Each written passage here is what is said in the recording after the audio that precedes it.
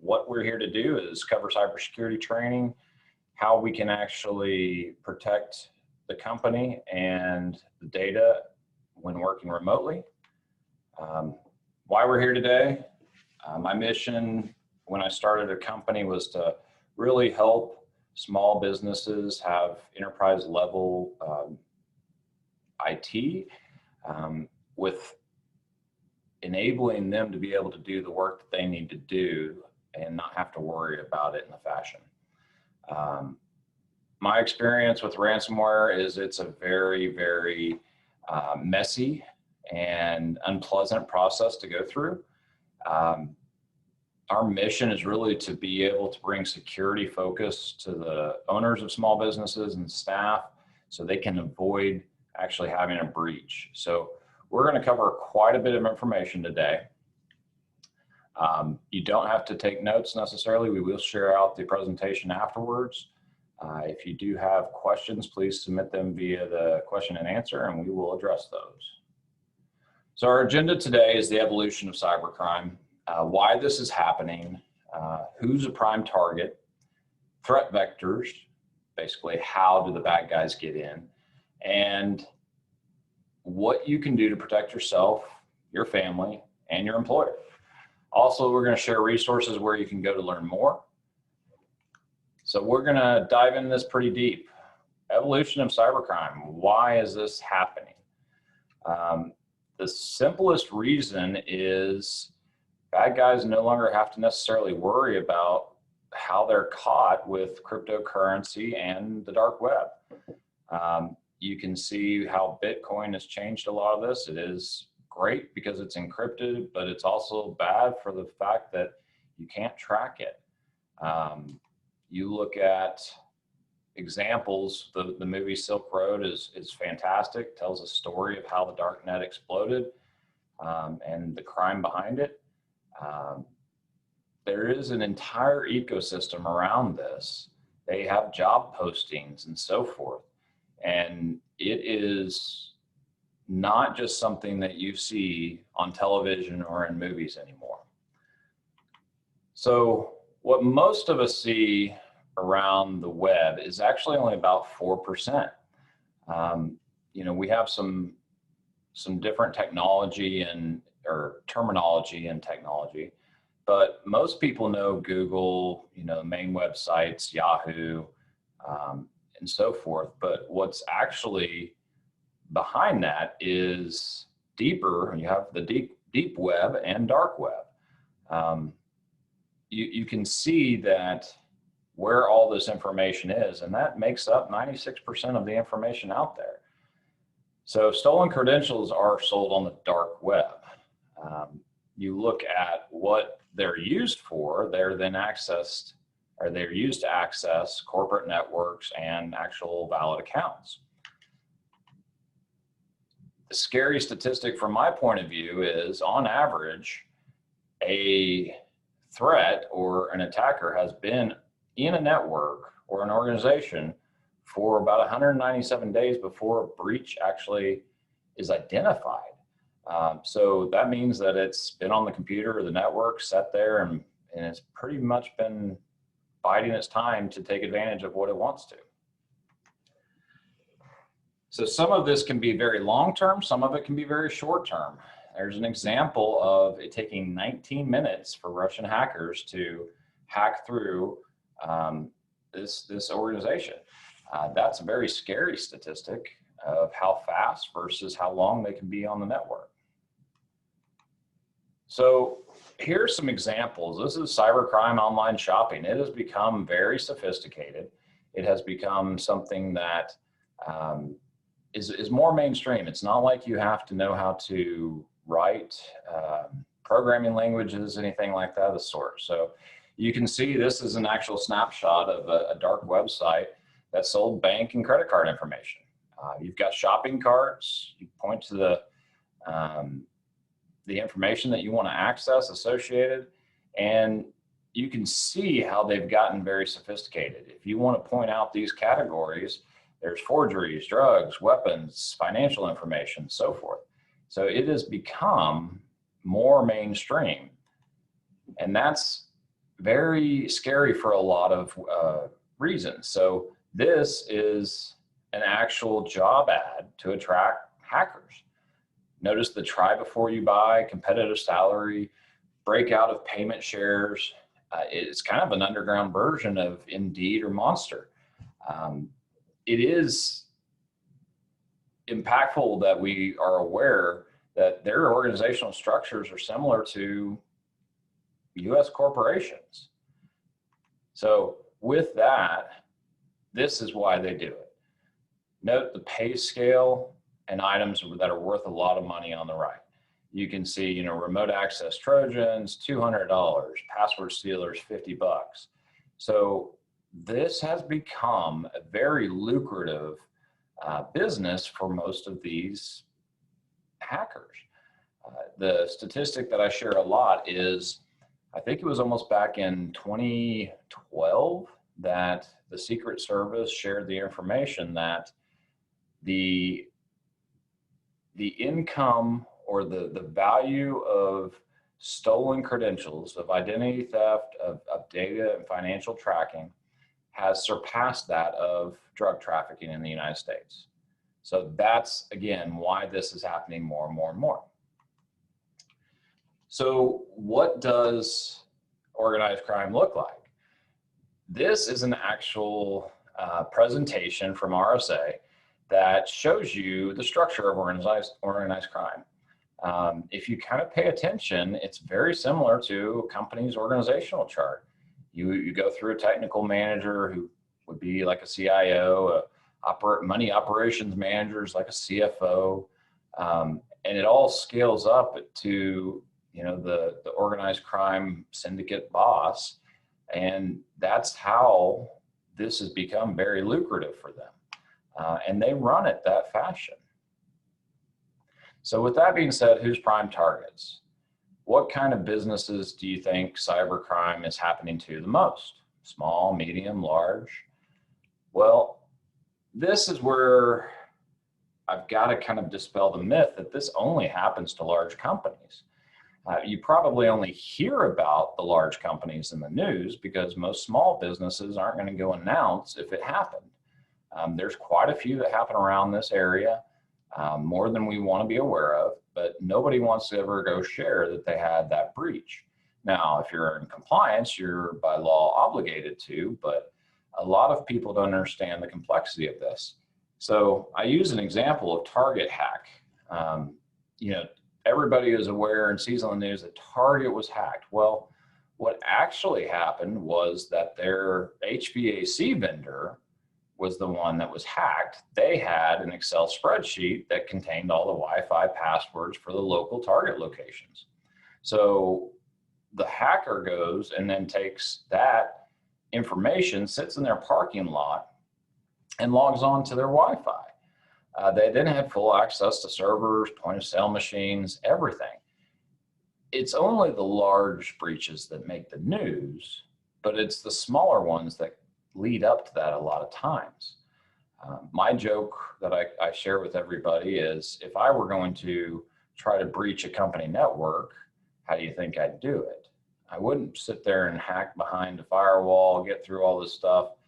I would actually just throw thumb drives in your parking lot, because human nature is you're going to pick that up and walk inside and plug it into the computer out of curiosity or trying to find the owner so that they can actually get their information back. But when a person does that, they basically open up the back door and let somebody in. So it's something that we all need to be aware of and constantly be educating ourselves on. So why are small businesses prime targets? The first reason is kind of obvious. They don't have the budget that big businesses do. So small, medium businesses usually spend about 10% of their budget on IT and mainly support. They can't afford, for example, a $40,000 firewall, and they don't have a security officer on staff. So they don't necessarily have the same skill sets and capability that larger businesses do. A lot of times, a simple fact of, refreshing your equipment and updating is not done because it's not what is the biggest priority in a small business that day. The owners wear multiple hats. They don't have the ability or probably the skill set to focus just on security. I can't believe this, but I know a lot of people will still say that they don't think it'll ever happen to them. It happens all the time. So we've got to open our eyes up to the fact that it is an ongoing issue in our daily lives now. So why I show this slide is you can see by size of the organization how many targets are sent. So if you're under 250 employees, 6. If you're above 2,500, it's 11. So the scale does not scale up infinitely like everybody thinks it does. The malicious emails that are happening and phishing emails are insane, and especially since about February or March, there has been a 4,000% increase in phishing emails that have been sent out since coronavirus. Don't ever go click on a map to see it if you don't know the source. I always say, if you're curious about something, go directly to the website that you are intending to go to. Small, medium businesses don't believe that their data is valuable. Well, I would say that your clients and your employees would disagree with that. You've got to keep in mind that you've got information that is usually related to clients, so they don't want their information out there. And you also have your employees' information, their social security numbers, their bank accounts for payroll, their HR information. It's your obligation to take care of your employees' information as well. So this data is important. Small and medium businesses far behind enterprise in educating employees. Well, it's not the huge expense that it used to be. So there are more streamlined offerings that allow people to do education of their staff. For example, this webinar today, you need to be talking to your staff, not on an annual basis, but they need to be doing something on a monthly basis, knowing not to do or click on something that could be potentially malicious. It is better to be cautious in this scenario. So how do the bad guys get in? Whether you're big or small, it's going to happen, and we got to address it. So phishing has become very popular in this. And this basically says you get an email and you're inadvertently basically downloading their agent by opening up an email attachment, by visiting a website that's been infected. This is where that agent or that malicious file can sit dormant and sit there and get past things until a 0-day attack that when it's basically scheduled to go off. This was very interesting. So in 2019, it was estimated that a business will fall victim to ransomware attack every 14 seconds. And the scary part about that is your best way to recover is to restore. Because if it's been on that network for 197 days and you restore, and you don't restore to a known good point, you still have other infection areas that could possibly happen. So with social engineering as well, I always tell everybody to be very careful of the information that you post out on the web, whether it be Facebook, LinkedIn, Twitter, anything else. So social engineering, and it used to be different, cybersecurity didn't necessarily encompass that because it's coercing somebody to do something versus them actually being hacked. So we've all heard about these wire transfer schemes now. Well, they receive an email that was supposedly from the CEO or CFO and says, do a wire transfer. The hacker doesn't actually do anything other than send the email. The employee actually has to do all the things that are initiate or a malice transaction. So that's why we have to be very careful. Social engineering is basically saying it's manipulation of a person to perform an action or divulge information. It's kind of a con, if you look at it in the sense there. They don't involve somebody having malware or a virus installed in most cases. So the losses from business emails exceeded $12 billion back in 2018. And a lot of this was where somebody initiated a wire fraud. I'll share, one of our service managers got an email from me saying, please go buy 20 iTunes gift cards, scratch off the back and send pictures back to me. Well, that's not something that I would normally send. So he also knows our policy is for 2 forms of authentication. He didn't respond to that email. He picked up the phone and called me to verify. Of course, I told him it wasn't. Here's another scary piece of information. I know of a coworker in our industry that hired a private investigator to find an uncle. And what they received in less than probably 2 hours was all of his last known addresses, as well as his children's, all of his employment information, financial institutions from his credit report with partial account numbers. And all of that, if it's available to a private investigator, you've got to believe that that's available to a hacker. Which a lot of things like, family, friend names, birth dates can be pulled from social media. And a hacker can enter all that information into a password cracking application. Basically, he enters this information and hits send, and it starts going through and trying different combinations of passwords until it finds it. So the less personal information that you put out on the web, the less information they have to attempt to hack your accounts.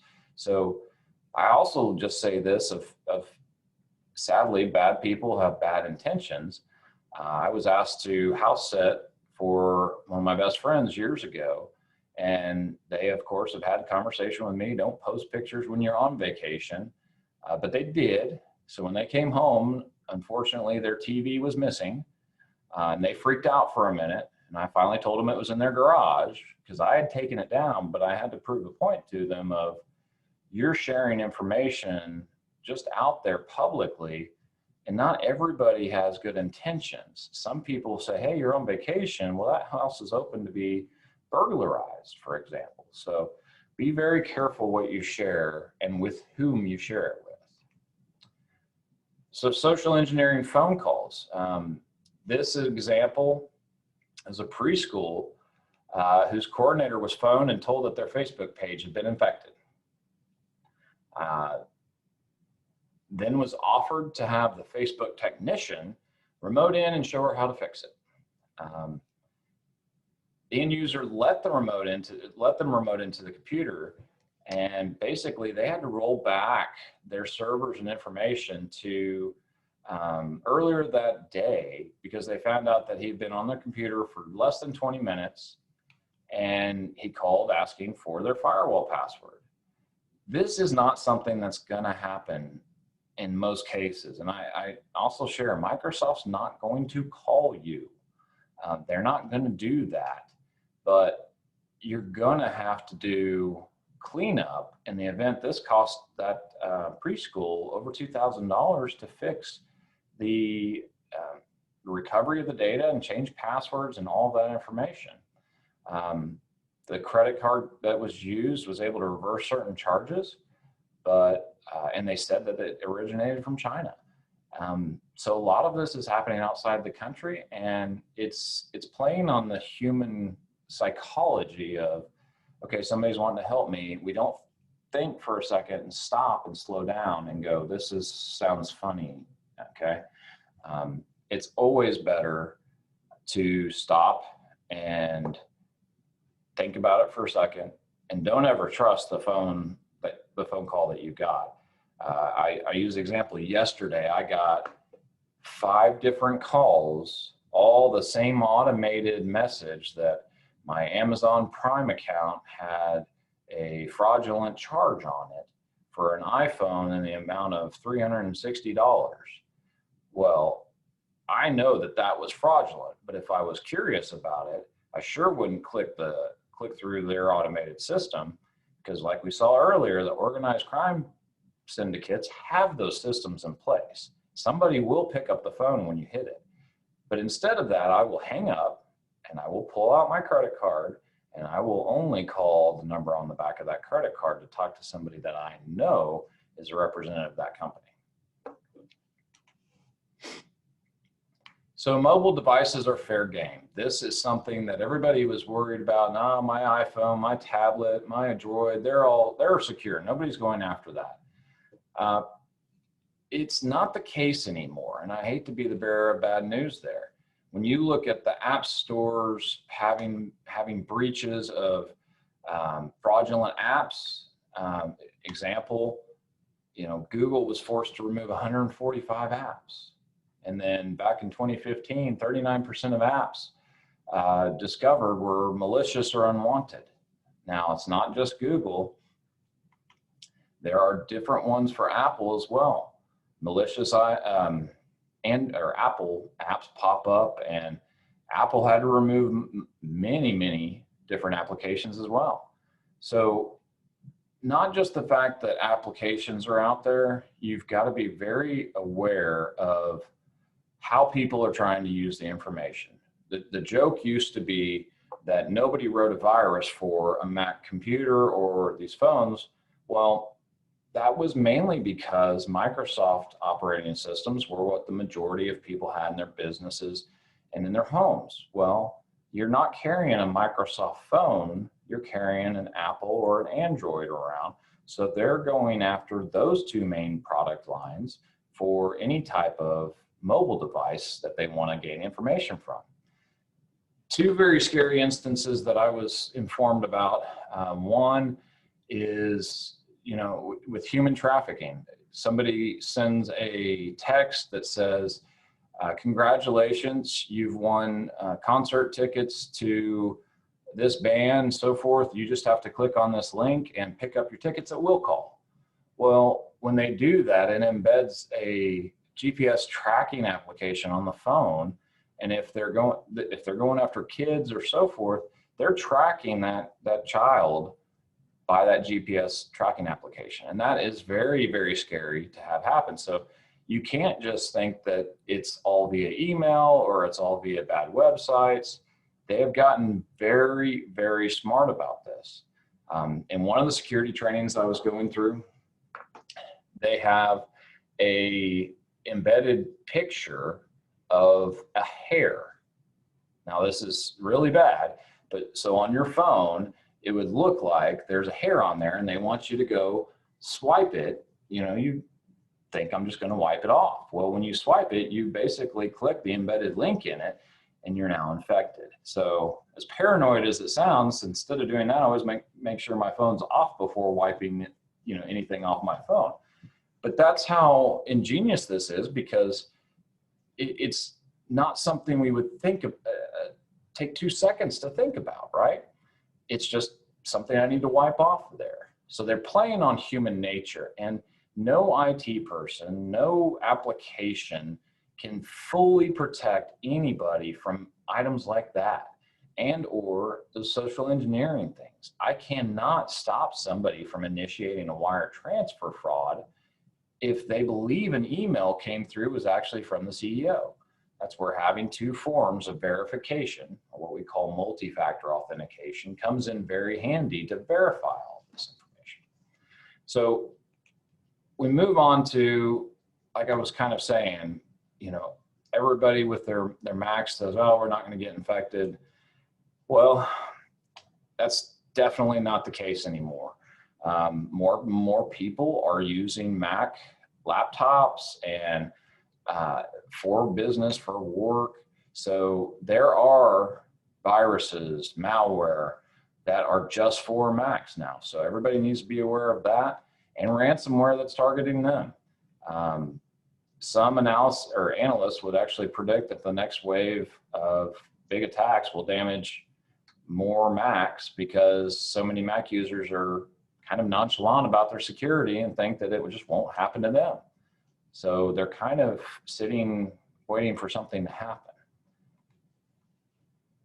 So I love these terminologies. It's just so funny to me. Cryptojacking and crypto mining.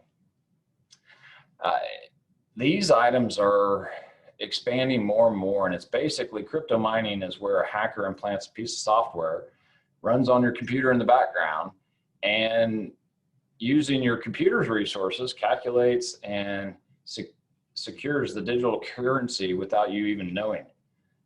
It will cause your computer to slow down or your electricity bill to even increase, just enough that you might not notice it. So when they're done using your computer for mining, they could repurpose it for their connecting to another PC for other malicious activities. So you've got to be very aware of this type of events happening right now. So if I haven't scared you enough, I don't feel like I've done my job right through this, but now let's go through some things on what you can do to protect yourself, your family, and your employer. You got to be aware of who they're targeting are, how they do it, and now let's address what you can do about it. So the official word on prevention, if you look at this, this is something that I really want everybody to understand. This is a screenshot from the FBI's website where they've dedicated a whole section to cybercrime. It includes descriptions of the types of crimes and what you can do to prevent it.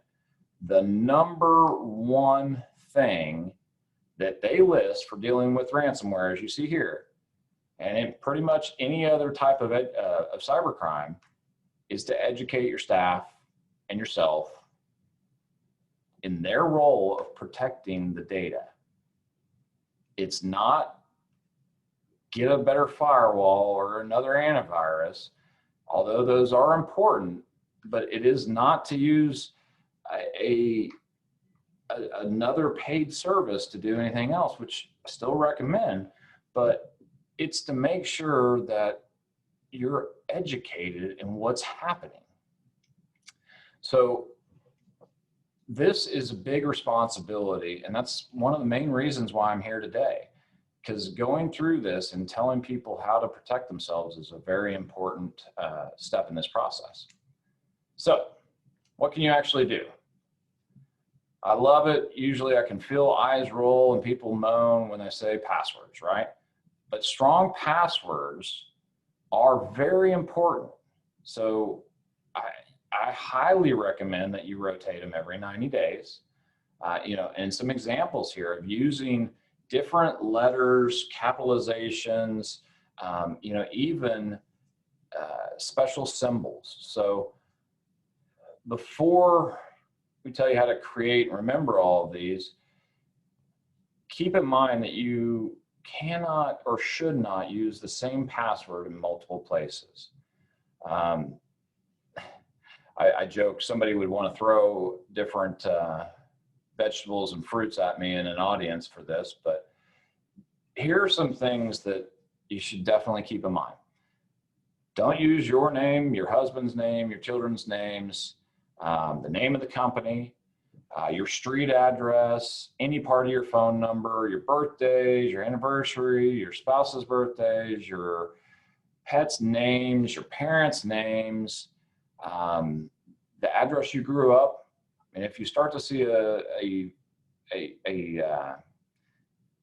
flow here, a lot of these things are items like banks use for your security questions and so forth.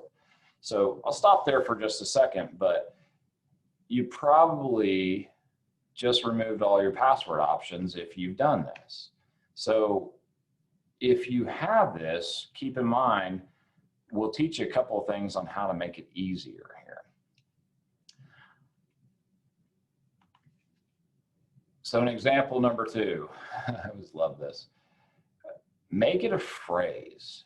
So I always use the example of you may never remember if you put in all these special characters and everything else, if it's one word or something like that, but This one is crazy hackers can't guess my password 1510.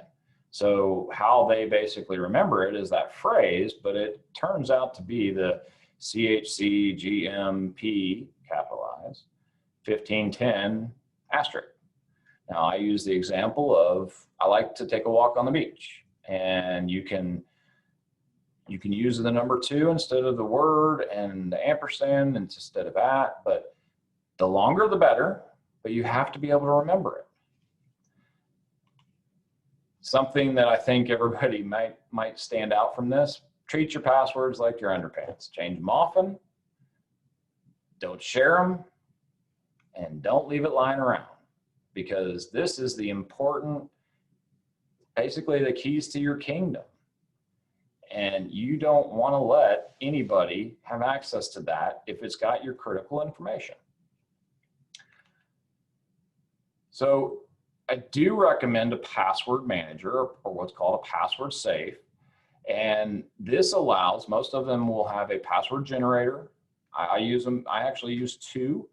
I don't even know the password to my bank. It's probably about that long, and all alphanumeric and special characters and so forth. But it's really critical to do this, because if you reuse the same password at your bank, at your office, for your Netflix, for your Dropbox, you know, if a hacker gets one version of your password, they're going to put that back in that password cracking application and run all the different versions they can, and then try to get your bank accounts, your credit cards, and those things. So you need to have multiple passwords that are safe, not just one. Now, is my Netflix password, as 20 characters long? No, it's not. I have default passwords that I use, but on things that aren't critical, right? So Disney Plus, Netflix, if those get hacked, they're not getting a lot of information. They're not getting access to other information that they can exploit. Yes, it might be a pain having to call customer service or get the passwords reset, but that's also something that you need to keep in mind for the nature of what you're accessing. Now, my bank account, my credit cards, those have passwords that I don't even know. So these stolen credentials are picked up very quickly, and then they're out there on multiple websites for sale. It's something that I say, personally, everybody should probably lock or freeze your credit reports too, so that accounts can't be created in your name without you knowing it. So other security suggestions, what you can do, how you save your data. If it's on the company drive, make sure it's not just on your desktop. Make sure it is actually shared or saved in OneDrive, SharePoint, Dropbox, whatever other cloud storage you have, not just on the local PC. If you're accessing something from home, make sure that your computer is updated, has the latest antivirus, that you restart your computer. It's very important, especially in a corporate environment, that I would suggest restarting it every Friday or over the weekend, so that updates can be installed. And you have to log off the PC or restart, because if it's locked, the tools that IT professionals use won't allow it to install the latest updates. It's also very important that you follow a remote worker policy, the do's and don'ts of how to connect, use a VPN. Companies have their set policies. If you don't have one, we have templates that we help recommend for clients and so forth. But wherever the data resides is the important piece, and that's where we back up the data too. So the making of domains, this is something that is also becoming more common, and it's not calculus, it's not the complexities of things, but we need to kind of share this so that people know what to look for. If you see this, you can see the protocol, which is HTTP, the domain name as it's broken up, the subdirectory, and then the kind of the page name is the actual file. So a lot of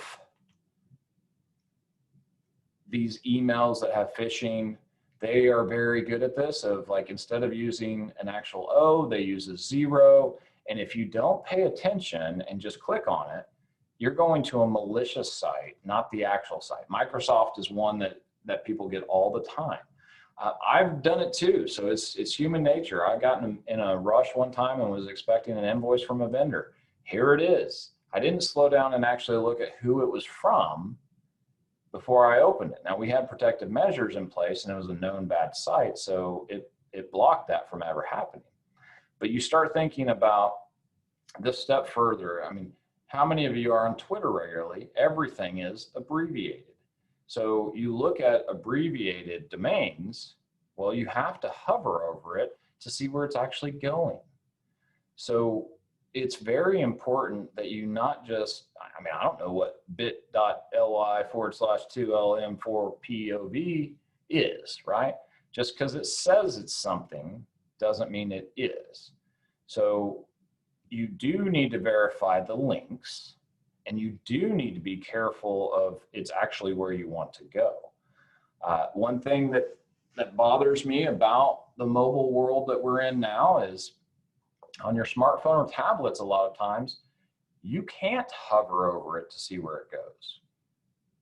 I never open a link on my iPhone or on my tablet that I'm unsure of. I'll wait till I get to a PC to verify.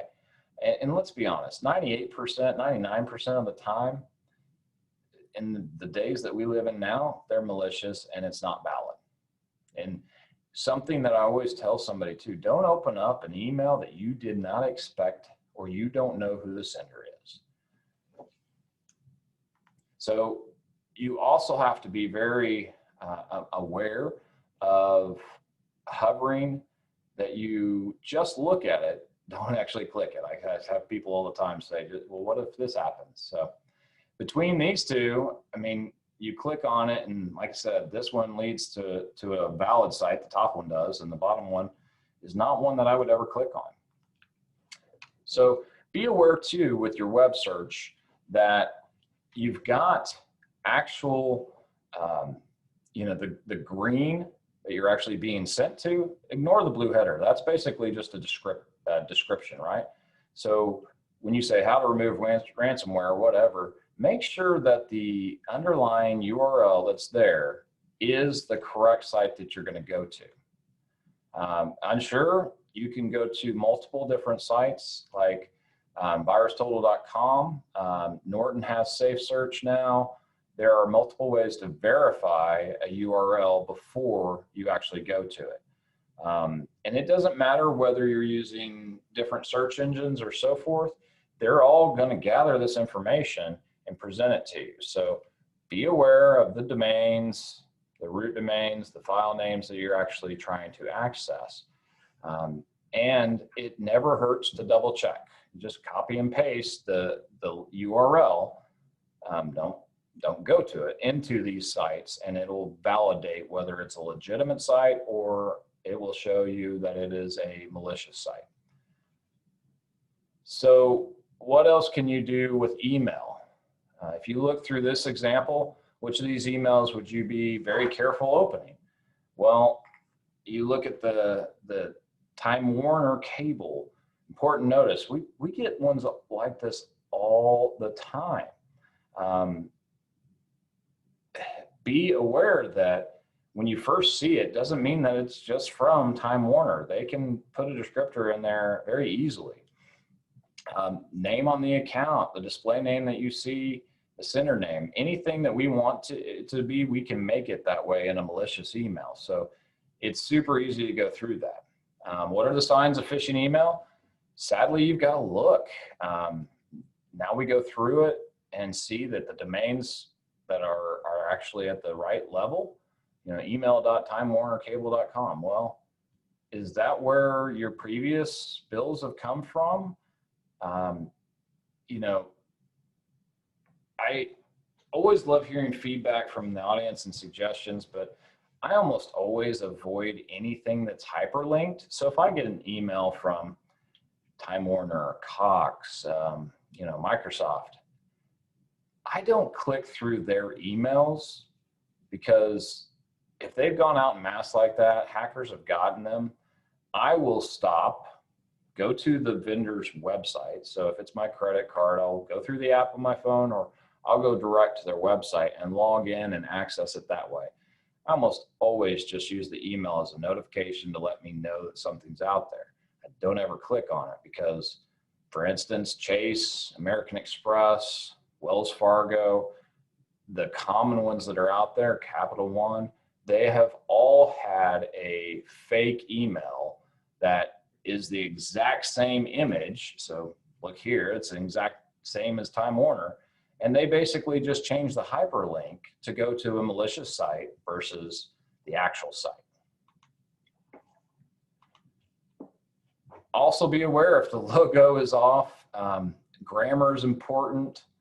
That is something that it still kind of amazes me, but the grammar a lot of times is off in these types of emails, and they will not have things lined up just correctly. But they're getting a lot better at these, so you can't trust the email. Check the hyperlink.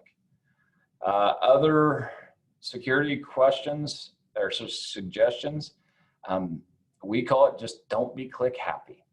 Hover over things and make sure, example, if you have no idea what that link is, why would you ever go there? That link right there can be anything that somebody wants it to be, and with all those characters in there, I'd be suspicious. So now that you've learned a lot about domains and emails, I would normally ask the group, how do you think you've done so far? And about this point, about a third to half the room would usually raise their hands and say, okay, I've done pretty good. So this next one, I didn't do with this group, but it is actually from a presentation earlier this year where signing up for this registration, you validated that, we sent out emails, and this shows where 1 person out of 9, I think, or 1 person clicked on the hyperlink that was sent out with fraudulent link to an Experian report. Well, everybody knows Experian happened and so forth.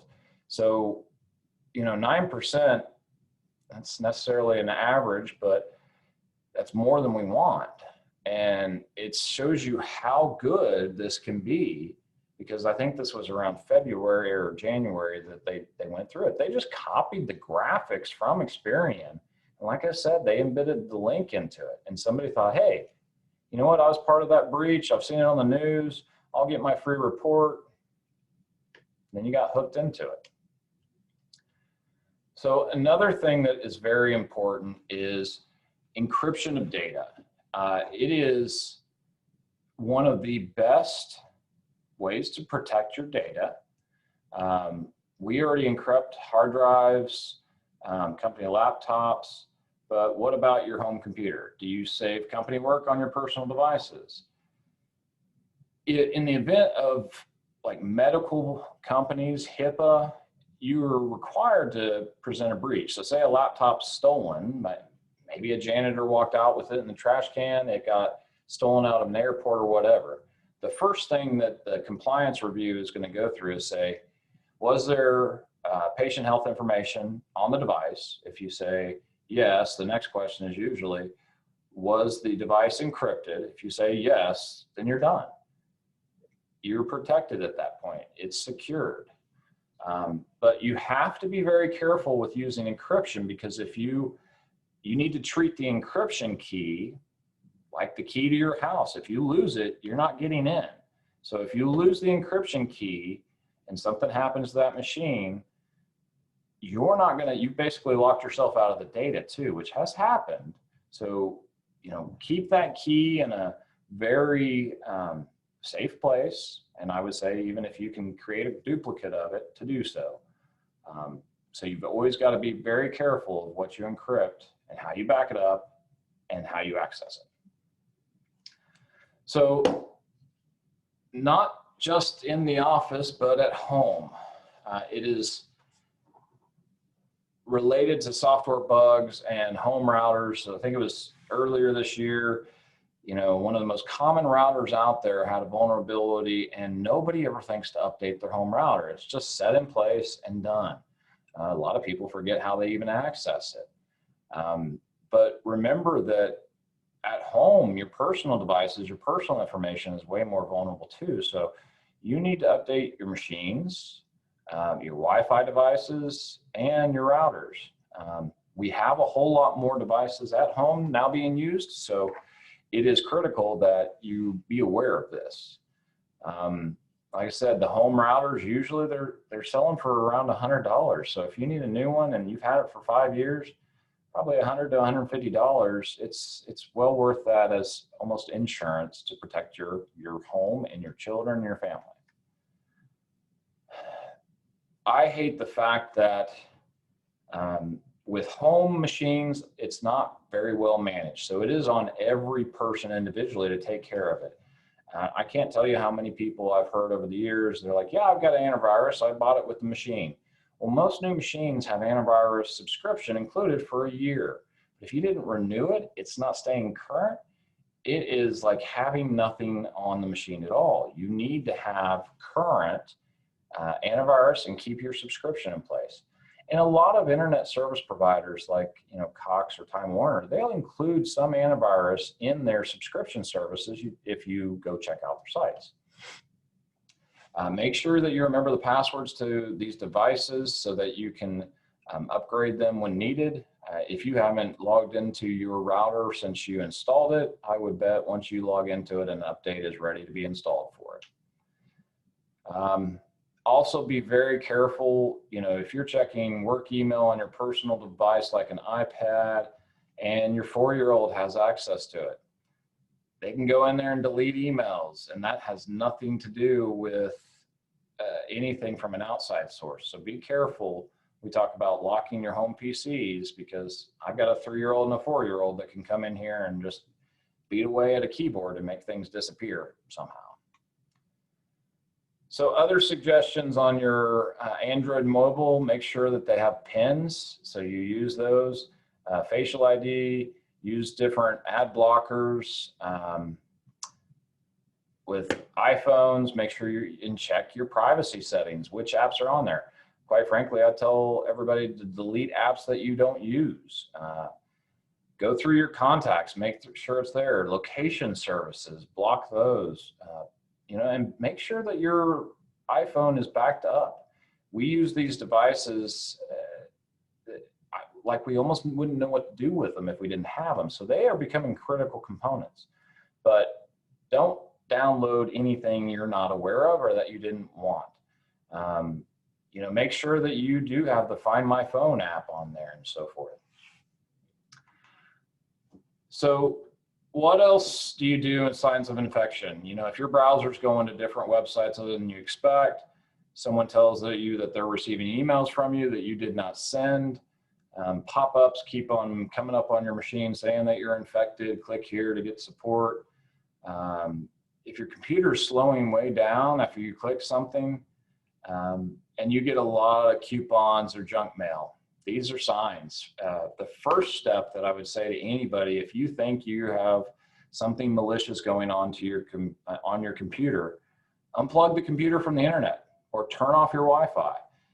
That is one of the best things you can do because it's no longer communicating outside, and that's going to help an IT professional recover or fix your machine either a lot faster or in a lot less intrusive manner as well. Something else that I love technology for this day and age is before you do that, if you have a chance, take your phone out and snap a photo of the pop-up or whatever the notification on the screen is. That will be extremely helpful for us to fix those now. My mother's a 80-year-old retired school teacher. The other day, she was trying to read to me something on her computer, and she goes, "I don't know why I didn't just FaceTime you so you could see it." I said, "That's a great example." And that type of thing right there can be extremely helpful and beneficial as we try to fix these issues. Always call your IT person if you have any concerns. It is better to be safe than sorry. Have them check an email if you think it's malicious. They can do that. But please don't touch the computer or keep running on it if there's something that you thought, oh, okay, maybe I shouldn't have clicked on that, because the longer it goes without being addressed, the harder it is to fix or to recover from. So just be aware of that as you move forward. And I would also recommend on your mobile devices, like your tablets and iPhones, when's the last time you restarted them? You know, make sure that you've updated their applications and their software as well. And I would say at least once a month, if not once a week, restart the device. They're computers too. They need that little break and refresh. That may help them run better as well. So with that being said, I want to say thank you. I appreciate your time and attention today. I think it's very important that you continue to educate yourselves, your families, and everybody, your coworkers. Please do be aware that if you have feedback for us, we would love to hear it. A lot of our presentation information has come from the feedback with our attendees and our clients. So we hope you enjoyed this. We hope you found it informational. I'm not trying to scare you, but I'm trying to inform you and educate you. Hopefully this is something that you can start to implement and may help you avoid a breach or an issue in the near future.